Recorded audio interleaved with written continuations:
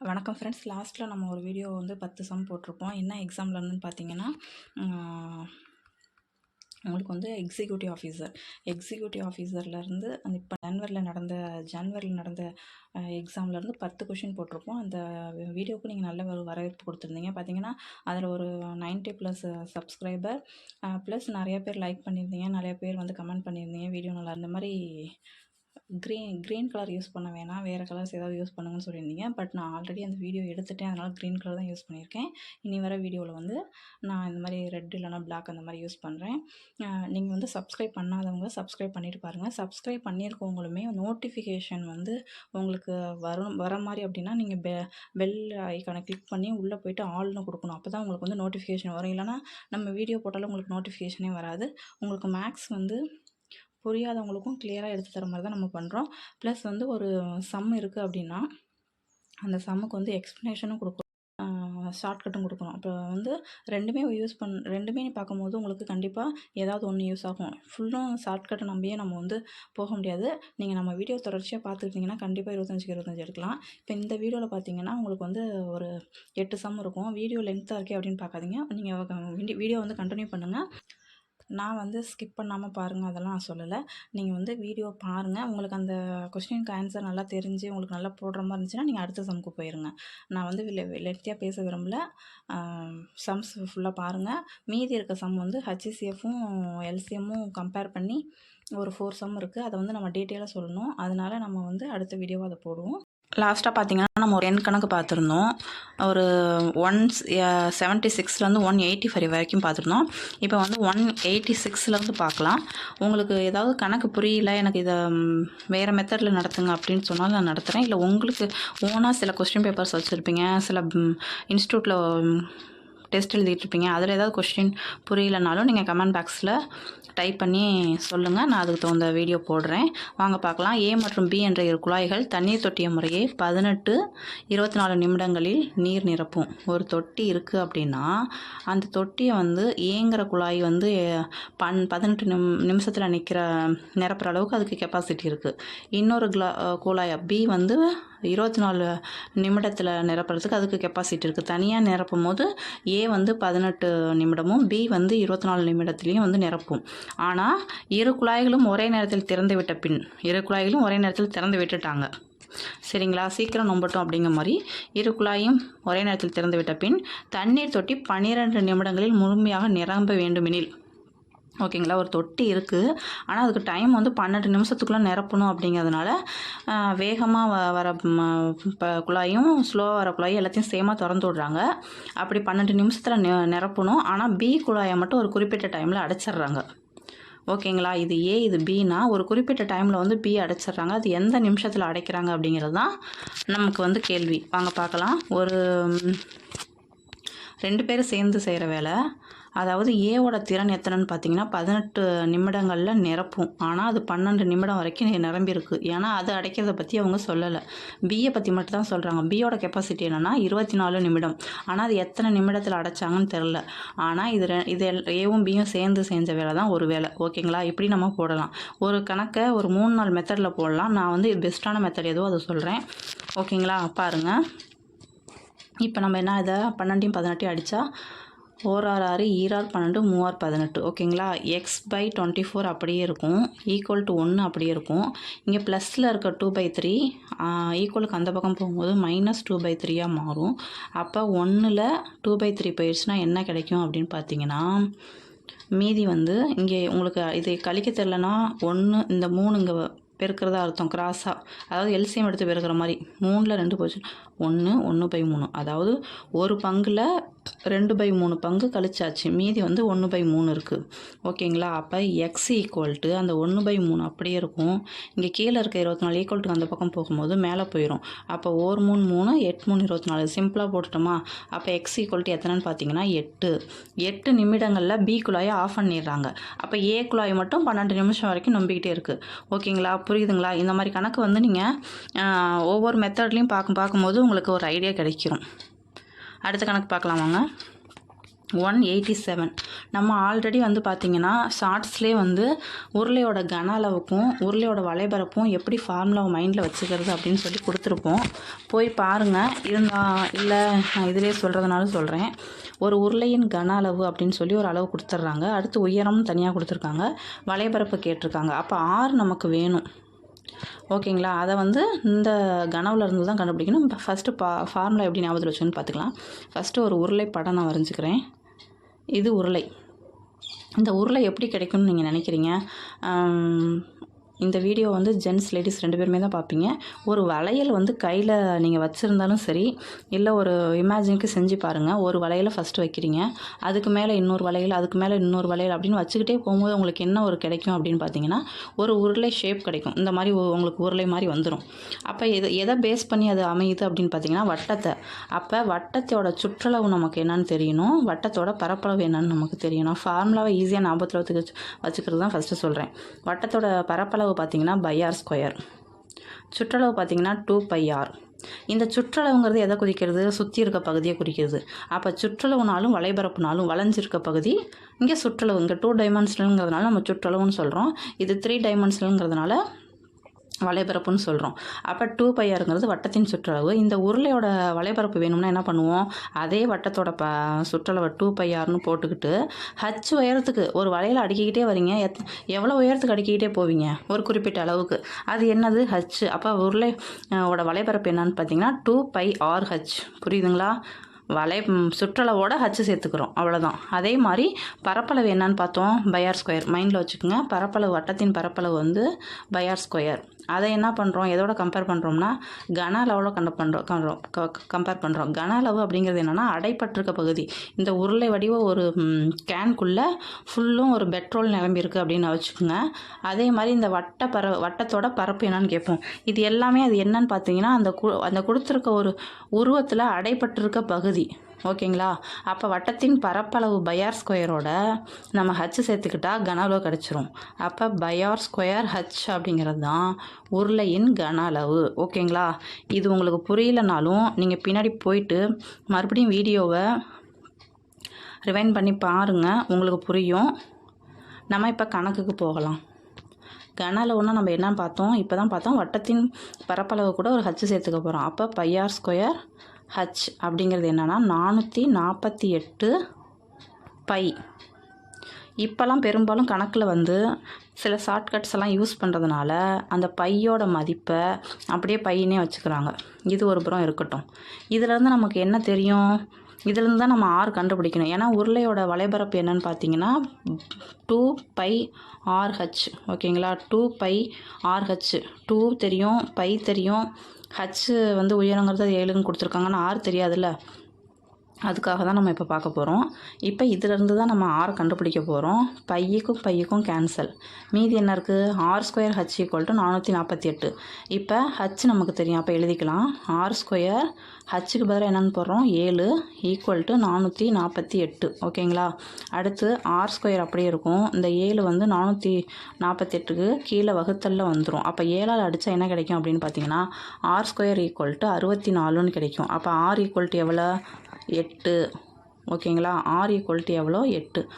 r 8 h 7. இப்போ நமக்கு வளைபரப்பு தேவை. அப்போ ஃபார்முலாவில் நேரடியாக போட்டுடலாம். ஓகேங்களா?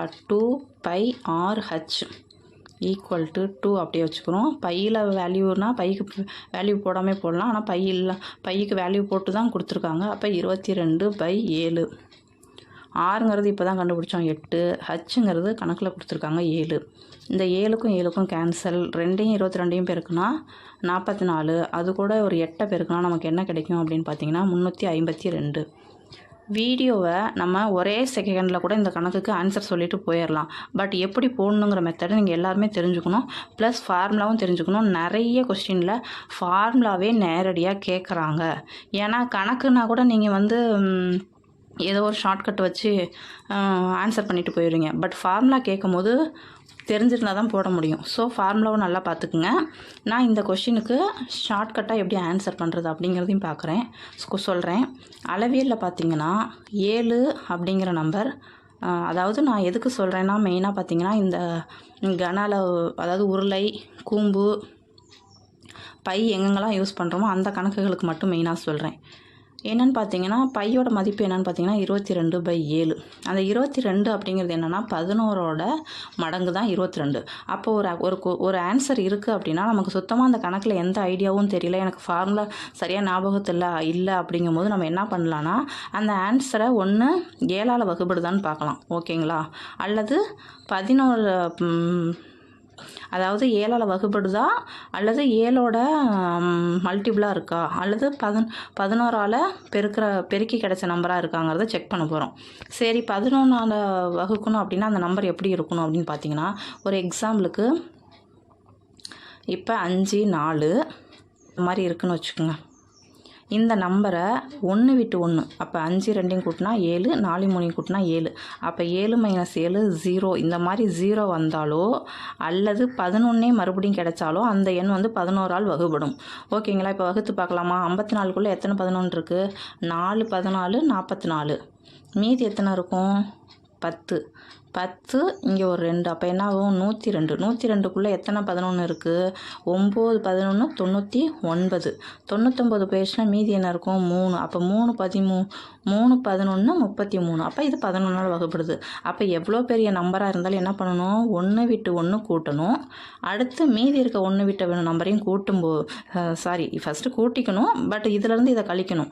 ஃபஸ்ட்டு 1 விட்டு 1 கூட்டணும்ல அந்த நம்பரையும் அடுத்து 1 விட்டு 1 கூட்டத்தையும் கழித்து பார்த்தோம்னா ஒன்று 0வாக கிடைக்கணும், இல்லைனா 11ஆக கிடச்சிச்சின்னா அந்த நம்பர் வந்து 11ஆல் வகுப்படும். அப்படி இருக்க மாதிரி இங்கே ஆப்ஷனில் என்ன இருக்குன்னு பாருங்கள். 1 விட்டு 1 கூட்டினா என்னாகும்? 5, மீதி இருக்கிறது 4. 5ல் 4 போச்சுன்னா 1, அடுத்து 3 2 கூட்டினா 5, -5ன்னு போட்டால் 0. அதே மாதிரி 3 6 2 3 2 கூட்டினா 5 6 -1ன்னு வருது. அடுத்து 3 2 கூட்டினா 5 -7 -2ன்னு வருது. இப்போ இதில் 0 வர்றது எது? இதுதான். அப்போ இதுதான் ஆன்சர். இந்த மாதிரி சம்ஸுக்கு இடையில நம்ம வந்து நிறைய ஷார்ட்கட் சொல்லுவோம். வீடியோவை ஸ்கிப் பண்ணாமல் பாருங்கள். நம்ம சேனலை சப்ஸ்கிரைப் பண்ணாதவங்க சப்ஸ்கிரைப் பண்ணிவிட்டு பாருங்கள். அப்போ தான் நமக்கு வீடியோ போடுறதுக்கு ஒரு ஹாப்பினஸ் இருக்கும். ஓகேங்களா? அடுத்த கணக்கு பார்க்கலாம் வாங்க. இது வந்து ரொம்ப இம்பார்ட்டண்டான கணக்கு. இந்த மாதிரி கணக்கு வந்து டஃப் கொடுக்கணும் அப்படின்னு நினச்சாங்கன்னா குரூப் 4ல் குரூப் 2ல் கேட்க வாய்ப்பு இருக்குது. இது பார்த்திங்கன்னா 10th புக்லேயே உங்களுக்கு எக்ஸாம்பிள்லே இருக்கும். நீங்கள் எடுத்து பார்த்தீங்கன்னா தெரியும். ஒரு தொழிற்சாலையில் உலோகவாளி கூம்பின் இடைக்கண்ட வடிவில் உள்ளது. அதாவது கூம்பு இருக்குது, இதுதான்ப்பா கூம்பு. நம்ம கோன் ஐஸ்கிரீம் கப்பு இருக்கும்ல அந்த மாதிரி. இதில் என்ன பண்ணுறாங்கன்னா ஒரு குறிப்பிட்ட பகுதியை கட் பண்ணி எடுத்துகிட்டா மீதி இருக்கிறத மட்டும் பாருங்கள். உங்களுக்கு எப்படி தெரியும் அப்படின்னு பார்த்தீங்கன்னா, நம்ம வீட்டில் இருக்க வாளி மாதிரி, அதாவது இந்த பக்கம் பெருசாக இருக்கும், இந்த பக்கம் குறுகலாக, அதாவது இப்படி தலைகளாக பார்த்தீங்கன்னா உங்களுக்கு தெரியும். தலைகளாக பார்த்தீங்கன்னா ஒரு வாளி ஷேப்பில் இருக்கும். இல்லை ஒரு காஃபி ஊற்றுற பவுல் பார்த்திங்கன்னா கீழே பெருசாகவும் அந்த மேலே வந்து சின்னதாகவும் இருக்கும். இதை தான் நம்ம என்னென்னு சொல்கிறோம் அப்படின்னு பார்த்தீங்கன்னா இடைக்கண்டம் அப்படின்னு சொல்கிறோம். அதன் மேற்புறம் மற்றும் அடிப்புற விட்டங்கள் தான்ப்பா கொடுத்துருக்காங்க. ஞாபகத்தில் வச்சுக்கோங்க. நம்ம ஆரங்கள் நினச்சி போடக்கூடாது, விட்டங்கள். அதன் உயரமும் கொடுத்துருக்காங்க. இடைக்கண்டத்தின் வலைபரப்பு என்னன்னு கேட்குறாங்க. இப்போ ஃபஸ்ட்டு நமக்கு வந்து இடைக்கண்டத்தோட வலைபரப்பு தெரியணும். ஓகேங்களா? இப்போ நான் வந்து படம் வந்து சொல்லிட்டேன் எப்படி இருக்கும்ன்ட்டு. கீழேயோ அல்லது மேலேயோ 2 பக்கமும் நமக்கு எப்படி இருக்கும்னா வட்டப்பகுதி மாதிரி தான் இருக்குது. இப்போ நம்ம என்ன சொல்கிறோம்? வலைபரப்புனாவே வட்டத்தை கம்பேர் பண்ணிக்க சொல்லியிருக்கோம். அதாவது வட்டத்தோட சுற்றளவு என்னன்னு பார்த்தீங்கன்னா 2πr. ஓகேங்களா? இப்போ என்ன பண்ணுறோம் அப்படின்னா இந்த ஃபார்முலா எக்ஸ்ப்ளனேஷன் சொல்லணும் அப்படின்னா ஃபஸ்ட்டு நம்ம ஆஃப்னு ஒன்று போட்டுக்குவோம். அது எதுக்காக அப்படின்னு பார்த்தீங்கன்னா சொல்கிறேன். ஃபஸ்ட்டு வந்து கீழ்வட்டத்தோட சுற்றளவு அப்படிங்கும்போது நம்ம கேபிட்டல் ஆர் யூஸ் பண்ணுவோம். அப்போ 2πr ப்ளஸ் மேல் வட்டத்தோட ஆரங்கும் போது நம்ம ஸ்மால் ஆர் யூஸ் பண்ணுவோம். அப்போ 2πr. அப்போ இந்த வட்டம் இது பண்ணிட்டோம். அடுத்து இந்த சாய்வு இருக்குல்ல, ஓகேங்களா? இப்போ கூம்பு மட்டும் கொடுத்துருந்தாங்க அப்படின்னா நம்ம அதுக்கு ஒழிய யூஸ் பண்ணுவோம். உருளை கொடுத்துருந்தாங்கன்னா ஹச்னு யூஸ் பண்ணுவோம். இதை நம்ம என்னன்னு சொல்கிறோம்னா சாய்வு உயரத்தை உருளையில் வர மாதிரியே எல்லுன்னு சொல்கிறோம். ஸோ எல்லால் பெருக்கிக்கிறோம். இதெல்லாம் செஞ்சோம்னா தான் நமக்கு அந்த இடைக்கண்டத்தோட வலைபரப்பு கிடைக்கும். ஆஃப்ங்கிறது எதுக்கு அப்படின்னு பார்த்தீங்கன்னா, இப்போ வந்து மேலே இருக்க பகுதியை கட் பண்ணி எடுத்துட்டோம். கீழே இருக்க பகுதி மட்டும்தான் நம்ம கண்டுபிடிக்க போகிறோம். சரிங்களா? அதனால் நம்ம ஆஃப் போடுறோம். அப்போ என்னாகும்? ஆஃப் அது இல்லாமல் 2πr + 2πr × L இருக்குது. இந்த ரெண்டு ப்ராக்கெட்டுக்குள்ளே இருக்க ரெண்டையும் காமனாக எடுத்தால் இந்த ரெண்டும் அந்த காமனாக எடுக்கிற ரெண்டும் அடிபட்டுரும். அப்போ மீதி இடைக்கண்டத்தின் வலைப்பரப்புக்கான ஃபார்முலா என்னன்னு பார்த்தீங்கன்னா π × r + r × L. இதுதான் ஃபார்முலா. ரொம்ப சிம்பிள். 22/7 கேபிட்டல் ஆறுங்கிறது என்னென்னா விட்டம் கொடுத்துருக்காங்க. அதன் மேற்புறனா பெருசாக இருக்க பகுதி 10 மீட்டர். நமக்கு ஆரம் தான் தேவை. அப்போ 5 மீட்டர் ப்ளஸ் இன்னொரு பகுதியோட இது வந்து விட்டம் வந்து 4 மீட்டர். அதோட பாதி ஆரங்கும் போது 2 மீட்டர். எல் அப்படிங்கிறது நம்ம தான் கண்டுபிடிக்கணும். சாரி, அதை சொல்ல மறந்துட்டேன். எல்லுக்கு ஃபார்முலா இருக்குது. எல்லுக்கு ஃபார்முலா வாங்க பார்த்துடலாம். இப்போ மீதி இருக்கிறது மட்டும் பாருங்கள். 5 2 கூட்டினா 7, 7 கேன்சல் ஆயிரும். மீதி 22 × L மட்டும் தான் இருக்கும். 22 × L. ஓகேங்களா? எல்லுக்கு ஃபார்முலா என்னென்னா நம்ம கூம்புக்கு என்ன பண்ணுவோம்? h² + r² அந்த மாதிரி போடுவோம். இங்கே வந்து h² capital R + capital R minus small r ஹோல்². ஓகேங்களா? ஒரு ஆர் இருந்தால் அந்த மாதிரி போடணும். இந்த மாதிரி இருக்கும்போது capital R minus small r ஹோல்² போடணும். ஓகேங்களா? சாரிங்க, ஸ்கொயர் போட முடியல. Capital R minus small r ஹோல்². அப்போ ஈக்குவல் ரூட் போட்டு h²ங்கிறது என்ன? 4 கொடுத்துருக்காங்க கணக்கில். 4² வந்து 16 ப்ளஸ் ஆறுங்கிறது என்னென்னா ஸ்மால் கேபிட்டல் ஆராக இருந்தாலும் அதோட ஆர் வந்து 5. இன்னொரு பகுதிக்கு வந்து 4ன்னு கொடுத்துருக்காங்க. அது விட்டோம். ஆரமாக பார்த்தோம்னா 2. 5ல் 2 போட்டால் 3. அப்போ 3² என்னென்னா 9. அப்போ ரூட் 25ன்னு நமக்கு கிடைக்கும். அப்போ ரூட் கேன்சல் பண்ணால் என்ன கிடைக்கும்? 5. அப்போ எல்லுங்கிறது 5. அப்போ 22 × 5 என்ன கிடைக்கும்? பெருக்குனா 110 மீட்டர்². ஓகேங்களா? உங்களுக்கு புரிஞ்சிருக்கும்னு நம்புகிறேன். அடுத்த கணக்கு பார்க்கலாம் வாங்க. 8% வட்டி வீதம் ஒரு தொகையின் 2 ஆண்டிற்கான தனி வட்டி, கூட்டு வட்டி இவற்றின் வேறுபாடு ஒரு அமௌண்ட் கொடுத்துருக்காங்க. அந்த தொகை என்னன்னு கேட்டிருக்காங்க. எப்பவும் ஒரு தொகை கொடுத்துட்டு வட்டி வீதம் கொடுத்துட்டு ரெண்டுத்துக்குள்ள வேறுபாடு என்னன்னுலாம் கேட்பாங்க. இப்போ வேறுபாட்டு அவங்களே கொடுத்துட்டாங்க. ஆனால் அந்த தொகை என்னன்னு கேட்டிருக்காங்க. அதாவது டிஃப்ரென்ஸ் பார்த்தீங்கன்னா தனி வட்டி கூட்டு வட்டிக்கு உள்ள டிஃப்ரென்ஸ் டின்னு போட்டிருக்கேன். P × R/100 ஹோல்². ஓகேங்களா? இப்போ நமக்கு டிஃப்ரென்ஸ் தெரியும், ஆர் தெரியும், ஆனால் அந்த அசல் பிங்கிறது தெரியாது. அதை எப்படி போடலான்னு வாங்க பார்க்கலாம். டிஃப்ரென்ஸ் 768 ஈக்குவல் டு பிங்கிறது தான் நமக்கு தெரியாது. ஆறுங்கிறது எவ்வளோ? 8%. அப்போ 8/100 ஹோல்². ஓகேங்களா? இப்போ என்ன பண்ணுறோம்? பி அந்த ஈக்குவல்ட்டுக்கு அந்த பக்கமே இருக்கட்டும். 768 × 100 வந்து இந்த ஈக்குவல்ட்டுக்கு இந்த பக்கம் வரும்போது மேலே போயிடும். அப்போ 100 2 டைம் ஸ்கொயர் இருக்கிறதுனால 100 × 100. கீழே வந்து 8 × 8. ஓகேங்களா? 8 768 அடிக்கும் போது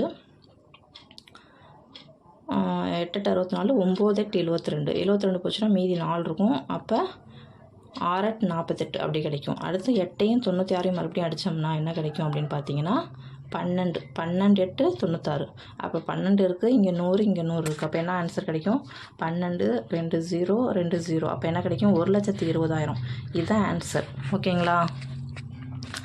நம்ம இன்னும் வந்து அந்த கிளியராக எழுதுகிற மாதிரி ஒரு பென் இருக்குது. அது இன்னும் வாங்கலை ஃப்ரெண்ட்ஸ். நம்ம இனி வரும் வீடியோங்களில் டெவலப் பண்ண ட்ரை பண்ணுறோம். ஓகேங்களா? அடுத்த கணக்கு பார்க்கலாம் வாங்க. ஒரு குறிப்பிட்ட காலத்தில் கூட்டு வட்டியில் 1,25,000 ஆனது 1,48,877 6% வட்டி விகிதத்தில் கிடைக்கிறது எனில் அதற்கு ஆகும் காலம். ஓகேங்களா? இதை நம்ம ஷார்ட்கட்டாகவும் போடலாம். பட் நான் வந்து ஃபார்முலா ப்ரொசீஜர்லேயே போடுறேன். அதில் நம்ம ஷார்ட்கட்டை யூஸ் பண்ணிக்கலாம். ஓகேங்களா? எப்படின்னு பார்த்தீங்கன்னா கூட்டு வட்டிக்கு ஃபார்முலா நம்ம என்னன்னு சொல்லுவோம்? கூட்டு வட்டி equal to P × 1 + R/100 whole power n. எந்த கொஸ்டின்லன்னு எனக்கு ஞாபகம் இல்லை. ஆனால் இந்த ஃபார்முலாவை கேட்டிருக்காங்க. P × 1 + R/100 n. அதாவது அரையாண்டுகளுக்கா இல்லை காலாண்டுகளுக்கான ஞாபகம் இல்லை. ஆனால் இந்த ஃபார்முலா ரிலேட்டடாக ஒரு கொஸ்டின் கேட்டிருக்காங்க. ஃபார்முலா நல்லா பார்த்துங்க. P × 1 + R/100 whole power n. ஓகேங்களா? இதில் நமக்கு என்னென்ன தெரியும் அப்படின்னு பார்த்தீங்கன்னா கூட்டு வட்டி தெரியும், அசல் தெரியும், பர்சன்டேஜ் தெரியும், ஆனால் வருடங்கள் எத்தனைன்னு தான் தெரியாது. அப்போ கூட்டு வட்டிக்கான அந்த மதிப்பு பார்த்திங்கன்னா 1,48,877 பை 1,25,000.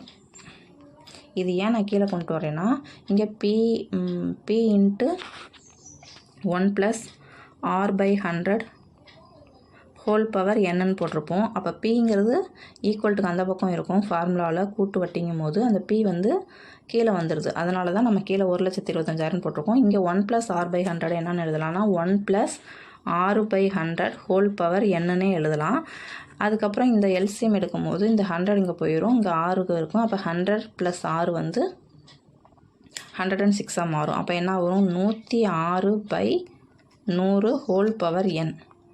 ஓகேங்களா. இங்கே என்ன இருக்குன்னா 1,48,877 பை 1,25,000. இப்போ நான் என்ன சொல்ல வரேன் அப்படின்னு பார்த்தீங்கன்னா, நம்ம இதுக்கு மேலே அடிச்சுக்கிடிச்சுலாம் போட போகிறது கிடையாது. இது வரைக்கும் உங்களுக்கு புரியுதா?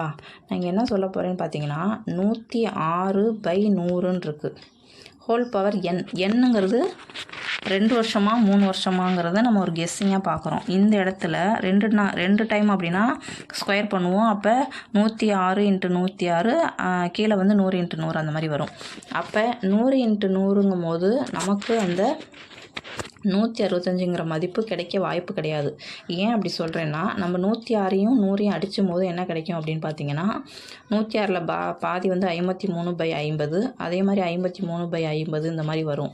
அப்போ 2 டைம் போட்டால் ஐஎன்ஸ் 25,000 சம்திங்கில் தான் இருக்கணும். இங்கே 1,25,000 போது 125 சம்திங்கில் இருக்குது. அப்போ இன்னொரு டைம் 53/50 போட்டால் தான் நமக்கு என்ன கிடைக்கும்னு பார்த்தீங்கன்னா 125 கிடைக்கும். 3 5 பெருக்கும்போது 125 கிடைக்கும். 3 0 சேர்ந்துச்சுன்னா 1,25,000 கிடைக்கும். அதே மாதிரி மேலே இருக்க 3 எண் இங்கே யூனிட் டிஜிட்டை மட்டும் பெருக்குங்க. 3 9 9 3 27 7ல் முடிஞ்சிருக்கா. அப்போ 3 வருடமாக இருந்தால் தான் உங்களுக்கு இந்த ஆன்சர் வரும். அதுதான் ஆன்சர். மற்றபடி நீங்கள் ஃபுல்லத்தையும் 53 × 53 × 53 பெருக்கி போட்டுக்கிட்டு இருக்க தேவையில்லை. ஓகேங்களா. அப்போ ஆன்சர் என்னென்னு பார்த்தீங்கன்னா 3 வருடங்கள். இதில் எந்த கொஸ்டினும் எனக்கு சரியான விளக்கம் புரியலை அப்படின்னா நான் வேறு மெத்தடில் கிளியராக இன்னொரு டைம் உங்களுக்கு நடத்துகிறேன். நீங்கள் கமெண்ட் பண்ணுங்கள். அடுத்த கொஸ்டின் பார்க்கலாம் வாங்க. அரவிந்த் என்பவர் 8,000 ஆகாஷ் என்பவரிடம் 7% தனிவிட்ட விகிதத்தில் கடனாக பெற்றார். அவர் 2 ஆண்டுகளில் முடிவில் திருப்பி செலுத்த வேண்டிய வட்டியும் தொகையும் சேர்த்து கேட்டிருக்காங்க. இது ரொம்ப ஈஸியான சம் தான். தனி வட்டிக்கான ஃபார்முலா என்னென்னு பார்த்தீங்கன்னா PNR/100. ஃபார்முலா எல்லாத்துக்குமே முக்கியம். ஃபார்முலா இல்லாமல் போடணும்னு நினைக்காதீங்க. தனி வட்டி = PNR/100. பிங்கிறதுனா அசல் பிரின்சிபல், என்னங்கிறது வந்து நம்பர் ஆஃப் இயர்ஸ், ஆறுங்கிறது வந்து ரேட் ஆஃப் இன்ட்ரெஸ்ட். ஓகேங்களா. அப்போ தனி வட்டி அந்த தனி வட்டிங்கிறத நம்ம அப்படியே வச்சுக்குவோம் பிங்கிறது வந்து என்ன அப்படின்னு பார்த்தீங்கன்னா 8,000.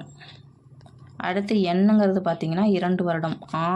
ஆறுங்கிறது பார்த்தீங்கன்னா 7% பை 100. 2 0க்கு 2 0 கேன்சல். அப்போ என்ன கிடைக்கும்னா கீழே 8 56 56 × 2 112 ஒரு 0 இருக்குது. அப்போ 1120. இது தனி வட்டி. 1120 இங்கே மட்டும்தான் இருக்குது. அப்போ இது டேரெக்டாக ஆன்சர்னு போயிடலாம். சப்போஸ் 2 இடத்துல இருந்துச்சுன்னா 1120யும் 8,000 கூட்டணும்னா 920. நம்ம அவசரத்தில் போட்டக்கூடாது. ஒரு டைமுக்கு 2 டைம் நல்லா செக் பண்ணிவிட்டு போடணும். ஓகேங்களா. அடுத்த கணக்கு பாருங்கள். ஒரு தொகை குறிப்பிட்ட தனிவட்டி வீதத்தில் 2 ஆண்டுகளில் 6,200 எனவும் 3 ஆண்டுகளில் 6,800 எனவும் உயர்கிறது. இங்கே தனிவட்டி தான் கொடுத்துருக்காங்க. ஸோ 2 இயர்ஸ்ங்கும் போது என்னன்னு கிடைக்குன்னா 6,200. 3 இயர்ஸ்ங்கும் போது 6,800. ஓகேங்களா. ஏன்னா வருஷம் பெருசாக இருக்கிறத நம்ம மேலே போட்டுக்கிறோம். கழிச்சா நமக்கு என்ன கிடைக்கும் 600. அப்போ 1 இயரில் 600. அப்போ ஒரு வருஷத்தில் 600 வட்டி கிடைக்கிது. 2 வருஷங்கும் போது நமக்கு என்ன கிடச்சிருக்கும் 1,200 கிடச்சிருக்கும். 3 வருஷங்கும் போது 1,800 கிடச்சிருக்கும். உங்களுக்கு பார்த்தோன்னே தெரிஞ்சிருக்கும் 1,200 கழிச்சிடலாம். 2 வருஷங்கும் போது 1,200 கூட கிடச்சிருக்கும். அப்போ 1,200 2 வருஷத்தில் கழிச்சிட்டா நமக்கு என்ன கிடைக்கும் 5,000. அப்படி இல்லைனா 3 வருஷத்தில் 1,800 கழிச்சாலும் நமக்கு 5,000 கிடைக்கும். ஓகேங்களா. ஈஸியாக புரிஞ்சிருக்கும்னு நினைக்கிறேன். இதுக்கு வந்து பெரிய ஒரு ஃபார்முலா போடணுங்கிற அவசியம் கிடையாது. அடுத்த கணக்கு பாருங்கள். 193வது கணக்கு. 280 நபர்கள் ஒரு விமானத்தில் 2 முறை பயணம் செய்கின்றனர். 250 பேர் ஒரு விமானத்தில் இருமுறை பயணம் செய்யலுங்க. அப்போ ஒரு முறை பயணம் செய்கிறதுக்கு எவ்வளோ பேர் அவங்க இருந்திருப்பாங்க? 280ங்கிறது 2 டைம் போயிருக்காங்க. இடம் பத்தாது அப்படிங்கிற மாதிரி கற்பனைகள் தான். இடம் பத்தாத மாதிரி போயிருக்காங்க அப்படின்னு ஞாபகம் வச்சுங்க. 280ங்கிறது 2 முறை. அதே மாதிரி 1400 நபர்கள் எத்தனை முறை போயிருப்பாங்கன்னு கேட்குறாங்க. நான் இப்போ தான் சொன்னேன், ஒரு பயணத்தில் அப்படிங்கும்போது 140 நபர்கள் போயிருப்பாங்க. அப்போ பார்த்தோன்னே நமக்கு தெரியுது 1400ங்கிறது இங்கே 10 போட்டாவே நமக்கு ஈஸியாக வந்துடும் 1400. அப்போ எத்தனை முறை போயிருப்பாங்க அப்படின்னு பார்த்தீங்கன்னா 10 முறை. ஷார்ட்ஸ்லாம் நிறையா வந்து ஷார்ட்கட்டோட போடுறோம். அதெல்லாம் பார்க்கணுன்னா நீங்கள் வந்து சப்ஸ்கிரைப் பண்ணியிருக்கணும். ப்ளஸ் பெல் ஐக்கானை கிளிக் பண்ணி ஆளுங்கிறத கிளிக் பண்ணால் தான் உங்களுக்கு வந்து நோட்டிஃபிகேஷன் வரும். அவ்வளோதான் ஃப்ரெண்ட்ஸ். தேங்க்யூ.